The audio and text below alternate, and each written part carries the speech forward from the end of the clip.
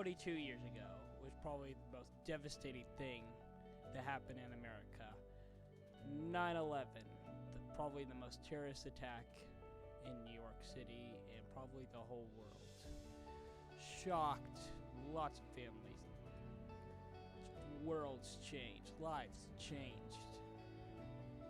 So just want to give a couple minutes on this show, just thoughts and prayers, just remembering 9/11, the attack. We will never forget what happened. And it also changed security for a lot of reasons.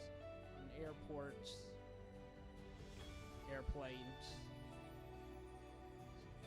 even sporting events.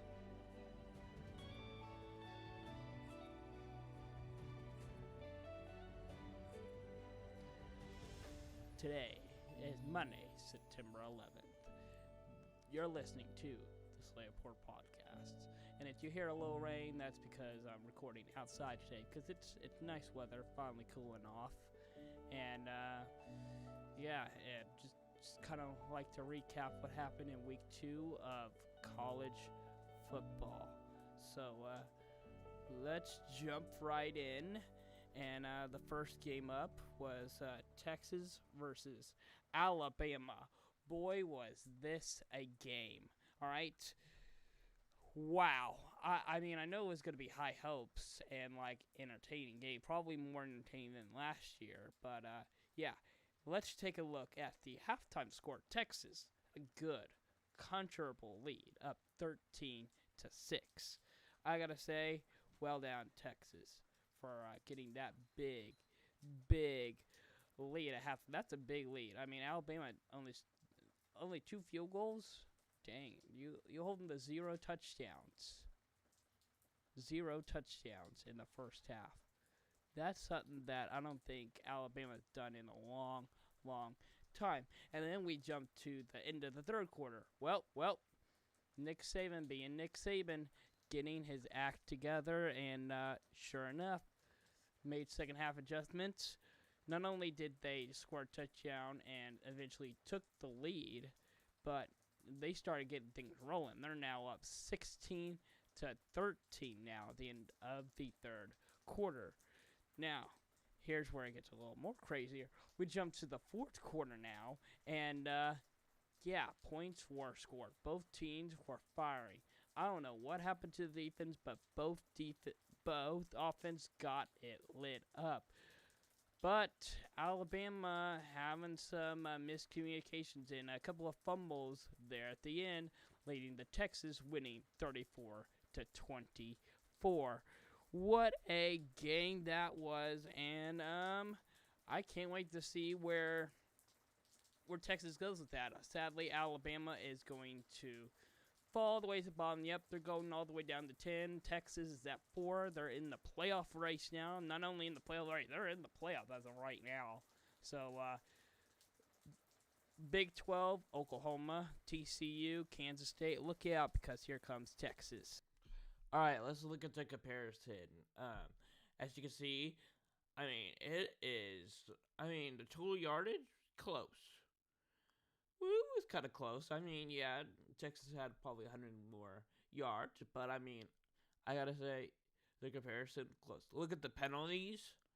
Wow, Alabama. And I got to give Alabama credit. The officials were on Texas' side. So there were a few questionable calls against Alabama. But most of them were their fault. And I think the main reason Alabama lost, they got 2 turnovers. That's the big one. 10 possessions close. Fourth down. I'll talk about fourth down here, but Texas went for 3 fourth downs and only got 2 of them. All right, let's take a look at some big games to talk about that we had Saturday. Utah versus Baylor. Now, this one was a close one. Now, after the way Texas State handed Baylor, there's no way that Baylor would hang it with Utah the way Utah beat Florida. Well, you guessed wrong. Yep, Baylor. Not only were they hanging in with Utah, they had the lead for majority of the game. 20-13 is the final score. Utah did finally figure out how to win that game. All right, Nebraska versus Colorado. This one's an interesting one because Colorado's first home game with Coach Prime. And I got to say, 36-14. Yep, that's how much they won by. Not even close. And Nebraska, a lot of people, Nebraska is not even good at all. Yeah, so not a good true test for Colorado at all. We'll see how Colorado play Colorado. Oh, wait, they're playing Colorado State next week? So Colorado's playing on cupcakes so far? Are you kidding me? Okay, so we really haven't seen Coach Prime in action, I guess. Well, let's jump to me. Yep, which after hearing it last couple weeks, I kind of want to change it. But so after I had the last 2 weeks, I've been doing 10 memes. This week, I also had 10 memes. So I'm now changing it to 10 memes. Hopefully, that's the last change I'll make to this segment. But anyway, yeah, Kansas State staff. Not Kansas State staff.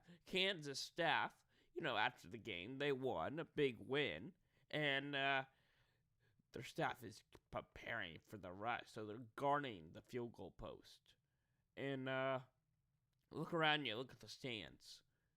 It's empty. And yeah, look at the field goal post. Look at them covering it. Yeah, there is no point in covering that. I guess they're just doing their job, but there's no one down there there's no one there to rush the field. So there's that. And they're playing Illinois, so there's no reason to rush that on a Friday night. All right, next one. Eat this, my title. Next one. I was watching, I don't remember what game it was, but I was watching this game live. Or I watched this part live. Well, ish, really. I really wasn't paying attention because I was actually on my laptop at the time, scrolling through because, no live games are in action. I think that this is like one of those games where it was boring or whatever. Anyway, yeah, I was on my phone, checking up the latest scores and all of that, social media and all. Try to get caught up. And then, I just turn around for a second, and, right when I turn around and look at the screen, I guess I gotta say pied him, but he shoved food right in his face. I had no idea what it was. I wasn't listening. But, yeah. That happened. Alright, next one. Planky. Or what was that? It's from that show, Ed, Eddie, and Eddie. Yeah. Plank's back. Buddy's back. I forgot what they call him. I think it's just Plank. Either Plank or Buddy. But anyway, yeah. Player made that. Hilarious. Next one. Oh, yeah, this is a good one. Lightning shut down NC State's new NC State got a new Jumbotron for this season. First home game. The game barely started. They win the weather delay. Look at the background. Boom, lightning. The Jumbotron went out. And I think it eventually got working again. But it didn't. I was told that it was not performing up to the way it should. Because pixels were going in and out since that lightning strike. So, wow, good job. And then we have the flop of the week. Yep, Colorado. I don't even know if it's offense or defense, but yeah, Colorado player standing up to the Nebraska player. Didn't even shove him or whatever, just goes up to him, gets a little slight bump, and he just falls back into an official. The thing that gets me is he falls back into an official. The official's right there. So he's trying to get extra points for falling into official. Didn't work. It didn't work. Yeah. Anyway, yeah, Colorado has a turnover chain or turnover throne. Yeah, that's their celebration for when they get a turnover. Yep. And then we go to Vanderbilt. Here's their scoreboard. They have a thing for, out of town scoreboard thing on the Jumbotron, little small box. But SNU is Southern Meth. Yeah. Yeah, oh yeah, Washington. Yeah. Washington State versus Wisconsin. Southern Meh versus Oklahoma. Yeah, that's what an A. Just preview it to SNU. Why? Anyway, Michigan State was this isn't Michigan State. This is USC. This is USC? What?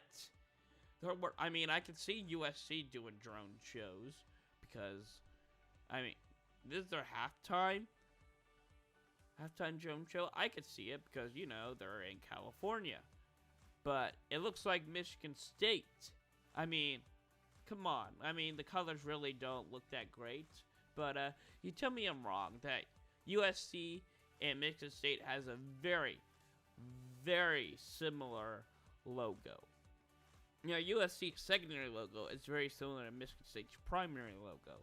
Yeah, the head with the little Trojan, the Trojan helmet. Yeah, the face, the little spiky thing, the mohawk thing. Yeah, it looks very similar. When I first saw that, I was like, what's Michigan State doing? Oh, it's USC. Alright, next one.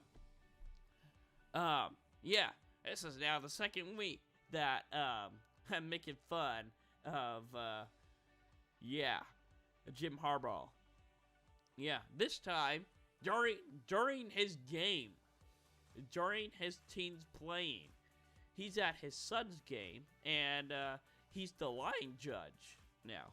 Or the lineman. Yeah, he's moving the chains for his son's game.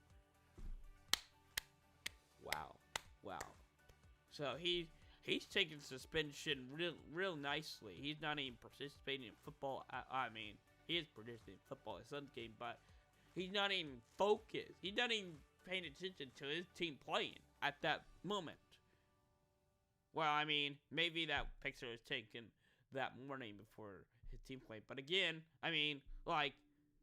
seriously? Wow. And then, Auburn versus California played Saturday, and they didn't play each other. Week 1, their offense was explosive.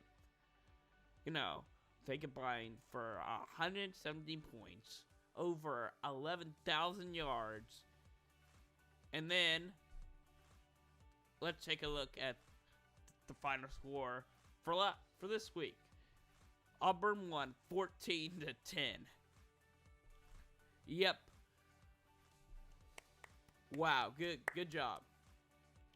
Good job for that. Good job. So, total points. 3 points. Total yardage. Oh, yeah, these are just offensive points. Total yardage, 80 points. So, yeah, if you look at the final score, the total offense in this game with 3 points. All the other points were either special teams or defensive points. Yeah, that's saying a lot. All right, let's take a look at some other close games. SMU. On the road, they got a really strong offense, but do they have the defense to shut down Oklahoma's offense? They did, for the most part, for 3 quarters, and then Oklahoma got their act together. The Oklahoma defense looks strong. I would not want to be an offense playing against that Oklahoma defense. Boy, was that strip fumble, that interception, wow, that blocked punt, Oklahoma, man, their special teams looks really good. I know their offense had some weakness, but there were some few questionable penalties that actually allowed SMU to score in the red zone. So I gotta say, if those officials didn't call those questionable pass interference penalties that were really weren't that. I mean, I could see why they called it, but really, it wasn't enough for. It was like a 50-50 chance for them to throw the flag. It wasn't enough for. Oh yeah, that's 100% pass interference. It was close, but if they didn't throw it, Oklahoma probably would have won 28-0. Oh yeah, didn't I talk about how these two teams last week on a bulk like that where they completely shut out their team? Well, I mean, Oklahoma should have, but yeah, a few penalties caused it. But anyway, Texas Tech showed up. They did. They really did. And they were leading for the most of the game. But just like Oklahoma, Oregon got things together and won 38-30. All right, we got some Monday Night Football to talk about. Monday Night Football. And, yeah, now back to, so, actually today's now, Tuesday, December 12th now. So, yeah, we had my area had a little storm. I was recording, and the rain actually got too loud to, record. Yeah, bad timing, but, yeah, so instead of talking about, this game, gonna be playing tonight, it actually happened already. So, and I actually kind of glad because now I get to talk about this game, which is gonna be really good, instead of just talking about it on down a distance, probably later on tonight. But, the Bills versus the Jets. That was a really good one, but, it was really good. Low scoring at first. But then the offense slowly started to get things together late. All right, anyway, let's talk about the Jets first. First drive. Aaron Rodgers goes out. First play. Couple yardage. I think it was a basic running play. Second play. Throws it. For a good game. For a really good game. Third play. I think they throw it again. And really for good yards. So they're getting momentum. He's getting used to it. Fourth play. Yeah. He got sacked and his kind of like his ankle twisted a little bit. Anyway, he went down injured. MRI is his calf injury. Yeah, he had to be carted off the field, and he will not return for this season. So that's that. Yeah, all that hype for Aaron Rodgers this year. The Jets fans, man. Yeah, I've been hearing all off season about the Jets fans, how excited they are for this team. Like, oh, we're finally going to be competitive in this league. 4 plays. No, you're back to the same quarterback you had last year. And I got to say, he didn't do bad. The Jets defense did amazing. They totally shut down the Bills offense. That defense did an incredible job. And the Jets no longer will have to be remembered about the butt fumble now. We got a new fumble. The Bills double fumble now. He dropped the snap, and then he took off, ran into his own guy, fumbled again. Hilarious. I think it's more funnier than the Jets because the Jets, only fumbled once. The Bills, he fumbled twice. Hilarious. Anyway, yeah, the Jets. The Jets. The Bills were leading most of the game. The Jets did end up finding a way to tie the ball game to send it to overtime. Yeah, by the way, the Bills made a field goal. Yeah, the Jets actually had the lead at one point late in the fourth quarter. The Bills made a field goal to send it to overtime. The Bills got offense first in overtime. They went 3 and out. they punted the ball. The Jets returned the punt for a touchdown to win the game 22-16. All right, now let's talk about the main title of this episode. Punt the ball, which now I'm starting to think, oh, okay, maybe punting the ball isn't the best now because of what just happened to the Bills. But this is for college football, not the NFL. But more teams are going for 4th and short. Some even for, it used to be just 4th and 1 or 4th and 2. Now it's like 4th, 1, 2, 3, 4, 5, even 6. They'll go for it if they're in field goal range, or in field goal range. But it's usually just 4th and short, just anywhere beyond field goal range or even on their own side. Yeah, than ever before. I like the offensive aggression. I like it. I like it if let's say you're losing and like, yeah, you're trailing and like you're in field goal range and like you got little, and you've had momentum in this drive, and momentum you probably haven't had the whole game. Go for it. I'm fine with that. But if you haven't had momentum this whole drive, and you're in field goal range though, but you want a touchdown, and you haven't had momentum, going for it. You might get it, but then like you're still, that first down will still be a touchdown. You still have, 4 more plays, but you're probably stuck with the 4th down play. You can't keep going forever. Just kick the field goal and play defense. Kick the field goal, put points on the board. Play defense, unless you're down by like 2 possessions in the 4th quarter.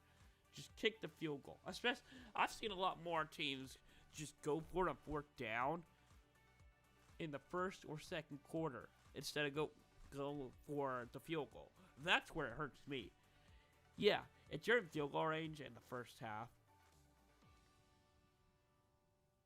just kick the field goal. Unless you really feel like your kicker is terrible, just kick the field goal or punt the ball. Come on, especially when you're on your own side.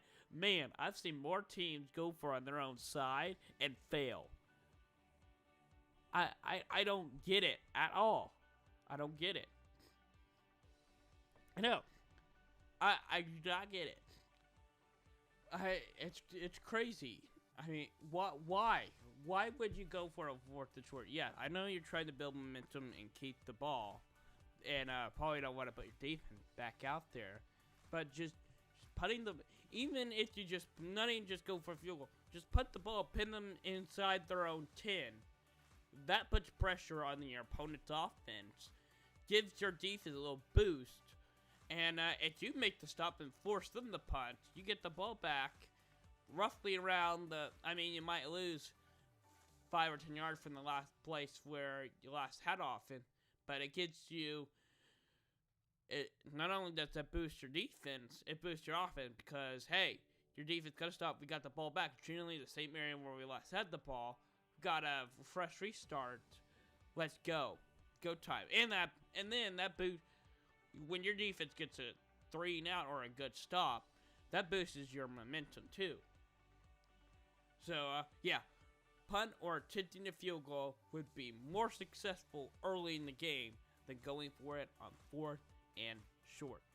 In a discussion. Actually, that's probably not going to be, I'm probably going to be talking about that all season. And, yeah, just punt the ball or kick the field goal. Stop going for 4th and short.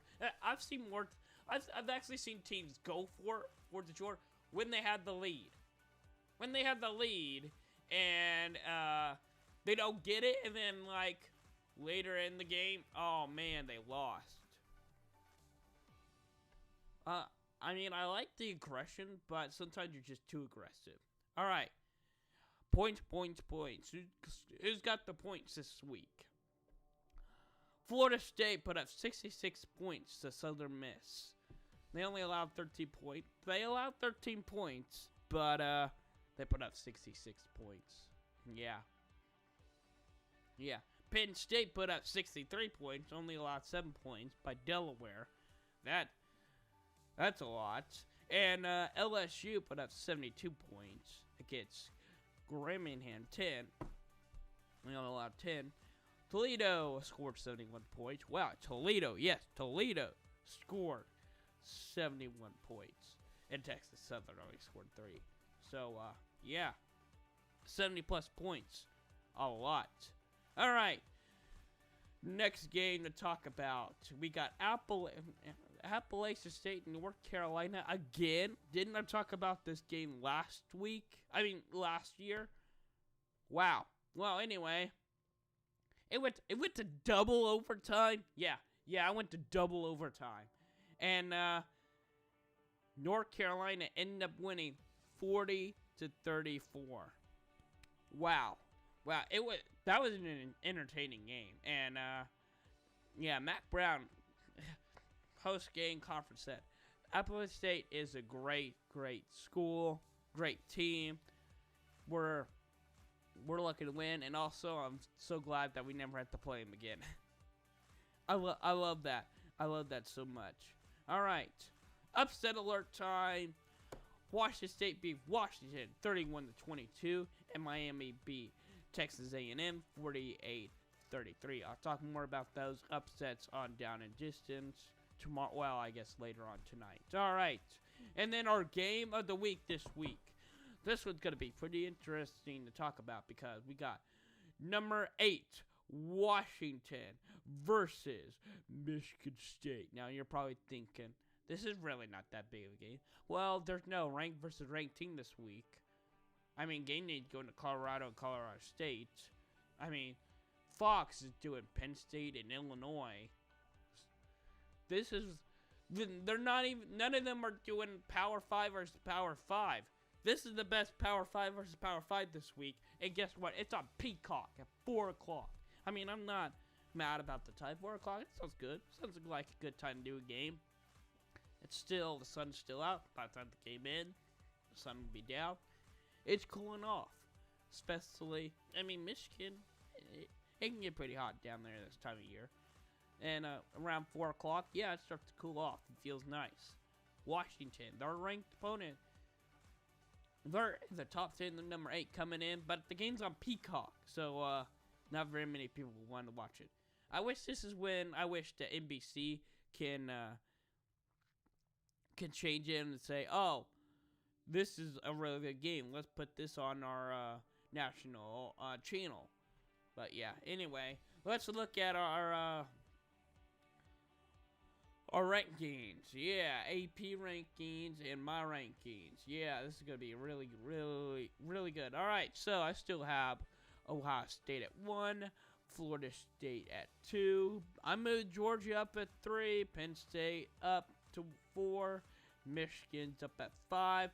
Texas with the big win over Alabama. I jumped them to 6, just ahead of Oklahoma at 7.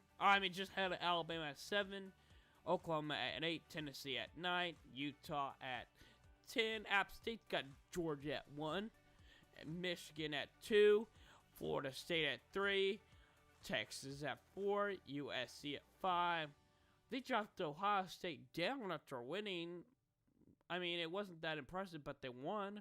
They dropped them down to 6, Penn State at 7, Washington at 8, and Notre Dame at 9, and Alabama. Yeah, Alabama's all the way down at 10. Now, when was the last time you see Alabama that far down? A couple of years ago, a few years ago, and didn't they come back win the SEC and then go to, I don't know if they won the national championship, but I do remember they went to the playoffs and won. Well, not win the playoff, but I do remember they were back in the playoff last time that they were down that far, so, yeah. And, normally I talk more about, the Bills versus the Jets, a little preview of what's going on tonight, but I already talked about it. Yeah, the Jets won 22-16 in overtime. Yeah, off a punt return. That was crazy. All right, I'll see y'all next week. Thanks for listening, and Down and Distance tonight at 6 o'clock, a full recap of Week 2 college football, and I'm going to be talking more about the NFL in that show, too. So, see you all next time. This is the Slater Report Podcast.